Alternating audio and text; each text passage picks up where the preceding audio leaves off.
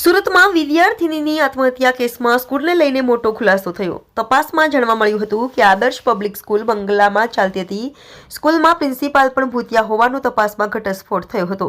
2 દિવસ તપાસ બાદ કમિટીએ ડીઈઓને રિપોર્ટ સોંપ્યો હતો। આદર્શ પબ્લિક સ્કૂલની ધોરણ 8ની વિદ્યાર્થિનીએ 2 દિવસ પૂર્વે આત્મહત્યા કરી લીધી હતી। સ્કૂલ ફી ન ભરી હોવાથી ત્રાસ આપવામાં આવતો હોવાના વિદ્યાર્થીના પરિવારજનોએ આરોપ લગાવ્યો હતો। આ વચ્ચે ડીઈઓ કચેરી તપાસ હાથ ધરતા સ્કૂલની ફોલ્ટ ખુલી ગઈ હતી। ડીઈઓ કચેરીની તપાસમાં ખુલ્યું હતું કે બંગલામાં શાળા ધમધમી હતી। આદર્શ પબ્લિક સ્કૂલમાં ઇમરજન્સી સીડી ન હતી। સ્કૂલ પાસે પોતાનું રમતગમતનું મેદાન પણ નથી।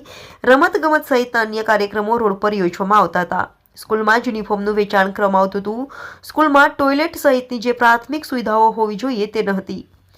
ડીઈઓ કચેરીની તપાસમાં સામે આવેલી બેદરકારી અંગે તપાસ સમિતિએ રિપોર્ટ સબમિટ કરી દીધો છે, જેના આધારે આવનારા દિવસોમાં ડીઈઓ સ્કૂલ સંચાલકો સામે આકરી કાર્યવાહી કરશે।